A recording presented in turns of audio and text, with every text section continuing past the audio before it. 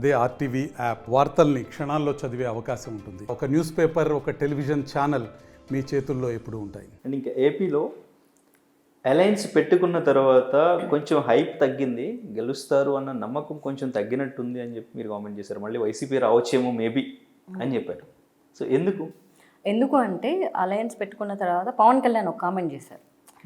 ఆయనే కామెంట్ చేశారు, అనవసరంగా నేను రాయబారం చేశాను, శాండ్విచ్ అయిపోయింది అని పరిస్థితి అని. ఇప్పుడు ఆయనే డిప్రెస్డ్గా మాట్లాడినప్పుడు ఓటర్లు ఎట్లా ఉత్తేజపడతారు, రైట్?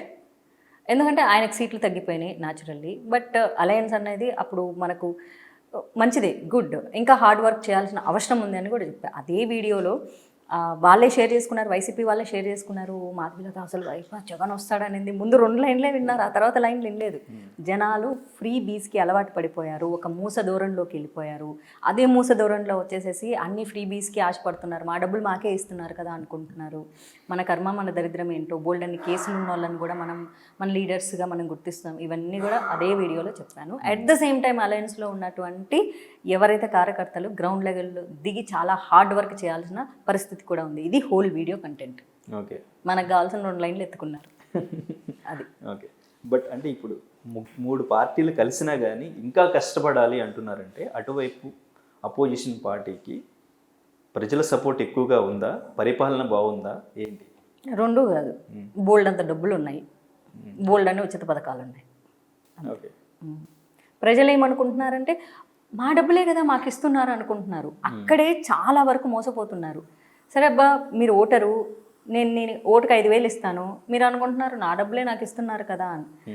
మీకు మళ్ళీ అభివృద్ధి గురించి అడిగే హక్కు లేదు, అర్హత లేదు. ఎందుకంటే మీ డబ్బులు మీకు ఇచ్చేసా కదా, ఇంకా ఎలా అడుగుతారు? అట్ ద సేమ్ టైం మీకు 5,000 కాకుండా 10,000 ఇచ్చారనుకో, అబ్బా బాబా ఎక్కువ వస్తుందని రేపు పొద్దున 15,000 వసూలు చేస్తాను, 20,000 వసూలు చేస్తాను మీ దగ్గర నేను ట్యాక్సీలు వేసి. ఈ ఒక్క చిన్న విషయాన్ని కనుక ప్రజలు గుర్తించుకుంటే చాలా బాగుంటుంది. సంక్షేమ పథకాలు ఇచ్చేస్తున్నారు కదా, మళ్ళీ సంక్షేమ పథకాలు ఇస్తున్నారు, ట్యాక్సుల్లో దొబ్బుతున్నారు, లేదా అప్పులు తీసుకొచ్చి సంక్షేమ పథకాలు ఇస్తున్నారు. లేజీనెస్ క్రియేట్ చేస్తున్నారు, ఎంప్లాయ్మెంట్ క్రియేట్ చేయాలి. ఒక ఫ్యామిలీలో ఒకరే కష్టపడుతున్నారు, మిగిలిన అందరు కూర్చొని తింటున్నారు.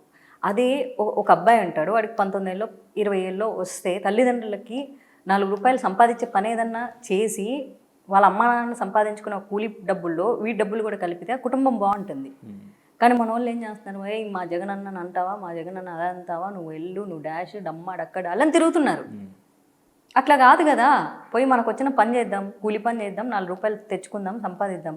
మన శక్తిని మన ఎనర్జీని తీసుకుపోయి ప్రొడక్టివిటీలో పెడితే 4 రూపాయలు వస్తాయి.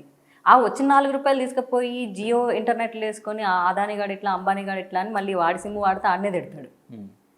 అదే నాలెడ్జ్ గెయిన్ చేసుకోవాలి. పోనీ మా జియో కంపెనీలో ఉద్యోగం ఎట్లా సంపాదించాలో ఆలోచిస్తే పనికి వస్తుంది. అదేదో ఆయన తిట్టే కంటే ఆడిని నా బాస్గా నేను ఒప్పుకోవాలంటే మరి జీతం ఇచ్చేది ఆడి, మరి ఉద్యోగం వస్తుంది కదా, నీకు ఎంప్లాయ్మెంట్ వస్తుంది కదా, నీకు డబ్బులు వస్తాయి, నీ కుటుంబం బాగుంటుంది, నువ్వు పనికిమాలిన విషయాల మీద ఫోకస్ చేయడం మానేస్తావు.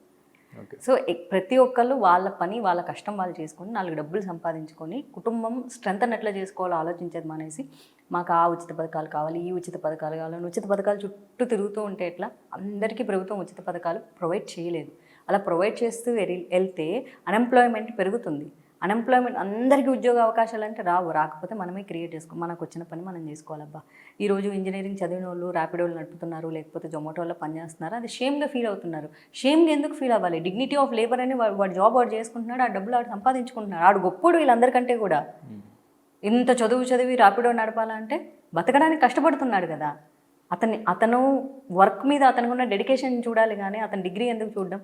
4 గీసుకోవడానికి మనకి రాదు ఆ డిగ్రీ, వస్తే వస్తుంది, లేకపోతే లేదు కదా. కానీ డబ్బులు సంపాదించుకోవడానికి ఆ అబ్బాయి శక్తి మనకి వస్తుందిగా. కానీ వాడి మీద కామెంట్ చేసుకుంటూ మిగిలిన వాళ్ళు బతికేస్తుంటారు. ఇంత బతికి ఏంటి, ఇంత బతుకంటే ఏం చేసిండు? ఆడు నీలాగా కామెంట్లు చేసుకుంటూ కూర్చోలేదు, ఆడు మంచిగా పని చేసుకుంటున్నాడు, ఆడు బతకడానికి వాళ్ళ ఇంటికి కావాల్సిన పనికి డబ్బులు సంపాదించుకుంటున్నాడు. సో అందరూ అలాంటి పనులు ఏదో చేస్తే చాలా బాగుంటుందని నేను అంటాను. టీడీపీ జనసేనకి బీజేపీ తోడవడం అనేది మైనస్ అయ్యింది అనేది కొంతమంది వాదన. కరెక్ట్? ఇగో ఈ వాదనలు ఏముందండి, మీ ఒపీనియన్స్ మీకు ఉంటాయి, నా ఒపీనియన్స్ నాకు ఉంటాయి, ప్రతి ఒక్కరికి వాళ్ళ ఒపీనియన్స్ వాళ్ళకు ఉంటాయి. అన్ని ఒపీనియన్స్, అన్ని సిద్ధాంతాలు ఉన్నాయి కానీ ఇన్ని పార్టీలు పుట్టుకొచ్చాయి. మనకి ఎవడు ఏం చేస్తాడన్నది ఒకసారి ఆలోచించుకోవాలి. సో ఆంధ్ర ప్రజలు కూడా ఏం ఆలోచించుకోవాలి, మనం అలయన్స్ గెలిపించుకుంటే సెంట్రల్లో కూడా బీజేపీ ఉంది కాబట్టి ఇటు సెంట్రల్ నుంచి వచ్చే పథకాలు కూడా మనకు చాలా కంఫర్టబుల్గా మనకు రీచ్ అవుతాయి. సో మనకు కావాల్సింది ఏ ఫ్రీ బీస్ అనుకోవచ్చు, లేకపోతే ఇంకోటి అవ్వచ్చు, పేదవాళ్ళకి ఇల్లులు అవ్వచ్చు, పిఎం ఆవాస్ యోజన నుంచి అవ్వచ్చు, లేకపోతే మహిళలకు అవ్వచ్చు, గ్యాస్ మాకు 500కే కావాలి అన్నప్పుడు ఉజ్వల దాని అవ్వచ్చు. ఇవన్నీ కూడా మా రాష్ట్ర ప్రభుత్వం నుంచి మాకు చాలా ఈజీగా రావాలంటే సెంట్రల్లో ఎలాగో మోడీ గవర్నమెంట్ వస్తుంది కాబట్టి ఆంధ్రాలో కూడా అలయన్స్ని గెలిపించుకుంటే మాకు అన్ని రకాలుగా బాగుంటుంది కదా అని ఆలోచిస్తే ఓకే, మాకు ఏం అక్కర్లేదబ్బా అనుకుంటే వాళ్ళ ఇష్టం వాళ్ళ కష్టం. ఓకే. మీరు ప్రచారానికి వెళ్ళినప్పుడు ఎటువంటి హేట్రేట్ ఉందో బీజేపీ మీద ఇప్పటికీ అలాగే ఉందా, మారింది? నేను ప్రచారంకి వెళ్ళినప్పుడు హేటెడ్నెస్ చూడలేదని చెప్పే కదా, న్యూట్రల్ ఓకే అంతే. హేటెడ్నెస్ ఏదో ఈ న్యూస్ పేపర్లలో చూపించినట్లు, న్యూస్ ఛానల్స్లో చూపించినట్లు ఏదో కొంతమంది పనిగట్టుకొని ఒక అప్పట్లో పచ్చ మీడియా, ఇప్పుడు అదే పచ్చ మీడియా వెళ్ళి మళ్ళీ ఆరెంజ్తో కలిసింది. ఇప్పుడు మళ్ళీ బీజేపీని వాళ్ళే పోగొడతారు. ఎటు కావాలంటే అటు తిప్పుకుంటూ ఉంటారు, ఏ గాలికి ఆ సాపెత్తుతూ ఉంటారు అనుకో, అది వేరే విషయం. సో వాళ్ళు హేటెడ్నెస్ క్రియేట్ చేశారు, ఇప్పుడు మళ్ళీ వాళ్ళే వెళ్ళి కలిసారు కదా. ఇప్పుడు హేటెడ్నెస్ క్రియేట్ చేయలేరు, ఎందుకంటే అక్కడ మనకు సక్సెస్ కావాలి అంతే. సో బట్ లాస్ట్ అసెంబ్లీ ఎన్నికల్లో బీజేపీ ఓడిపోవడానికి ప్రధానంగా కారణం ఏంటంటారు? అక్కడ యాక్చువల్లీ గ్రౌండ్ గ్రిప్ లేదు, ఇప్పటికీ లేదు. ఇంకా దాన్ని చాలా స్ట్రాంగ్గా ముందుకు తీసుకెళ్తేనే తెలంగాణలో ఉన్నంత ఆంధ్రాలో లేదు. తెలంగాణలో కూడా ఇక్కడ ఆ స్పిరిట్ క్రియేట్ చేయగలిగారు. ఇక్కడ స్పేస్ ఉంది కొంచెం, టు బీ ఆనెస్ట్లీ చెప్పాలి అంటే ఇక్కడ రీజనల్ పార్టీ ఒకటే ఉంది, బీఆర్ఎస్. అదే ఒకప్పుడు టీఆర్ఎస్, ఇప్పుడు బీఆర్ఎస్. సో దానికి నేషనల్ పార్టీకి కొంచెం స్పేస్ ఉండింది ఇక్కడ. ఆంధ్రప్రదేశ్లో ఆల్రెడీ లోకల్ పార్టీస్ ఉన్నాయి, అక్కడ రీజనల్ పార్టీస్ చాలా ఉన్నాయి. Regional parties are very strong, which is based on caste. ఎవరు ఒప్పుకున్నా ఒప్పుకోకపోయినా సరే which is based on caste, especially ఆంధ్రప్రదేశ్లో. తెలంగాణలో కాస్ట్ బేస్డ్ కొంచెం తక్కువే నడుస్తుంది రీజనల్ పార్టీ. ఇక్కడ తెలంగాణ అనే దాని మీదే నడిపించారు, ఆ పార్టీ పేరు అది, మేము తెలంగాణ వాళ్ళం అనే దాని మీద నడిపించారు. బట్ అక్కడ వచ్చేసరికి కాస్ట్కి ఒక పార్టీ ఉంది.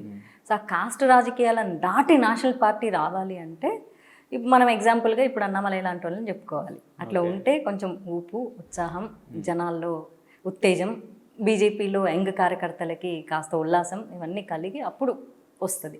బండి సంజయ్ గారిని అధ్యక్షత పదవి నుంచి తొలగించడం కానీ, లేదంటే లీడర్స్ మధ్య సరైన కమ్యూనికేషన్ లేకపోవడం కానీ, ఇటువంటివి ఏమైనా రీజన్సా, లేదంటే స్ట్రాంగ్ రీజన్స్ ఏమైనా ఉన్నాయి?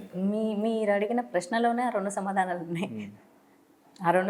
మీరు పార్టీలో ఉన్నారు కాబట్టి మీకు ఇంకొంచెం క్లియర్గా డెప్త్, పార్టీలో ఉన్నా బయట ఉన్నా ఈ రెండే. ఎస్, ఆ మూమెంట్లో అదే ఆ ప్రెసిడెంట్ అనేవాడు ఉత్సాహపరిచినప్పుడు కార్యకర్తల్లో లేకపోతే న్యూట్రల్గా ఉన్నటువంటి ప్రజల్లో కొంచెం ఉత్తేజం వస్తుంది. ఆ ఉత్తేజాన్ని బండి సంజయ్ తీసుకురాగలిగాడు. ఆ బాగా తీసుకొస్తున్న సమయంలో అంటే ఇట్లా ఒక చెట్టు మొక్క ఇట్లా పెరిగి అది మొగ్గై విచ్చుకునే సమయానికి అని చెప్పి తింపేశారు. దానికి ఏదైనా రీజన్స్ ఉండొచ్చు. మీరు అన్నట్లు ఆ లీడర్స్ మధ్య సమన్వయం లేకపోవడం, అండర్స్టాండింగ్ లోపించడం, ఒకళ్ళు ఎదుగుతుంటే ఇంకొకళ్ళు చూడలేకపోవడం, సహజమైనటువంటి మనిషిలో ఉన్నటువంటి ఆ ఎదగనివ్వని లక్షణాలు అంతే.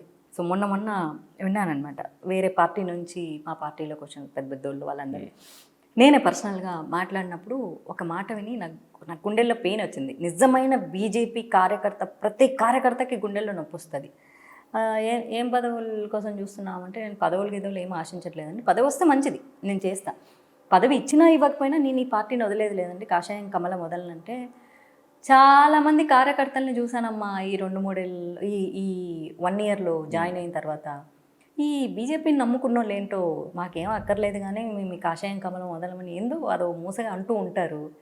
మాకు అది కాదమ్మా, మాకు ఆప్షన్ లేదు, మాకున్న లీడరు సరిగ్గా లేడు.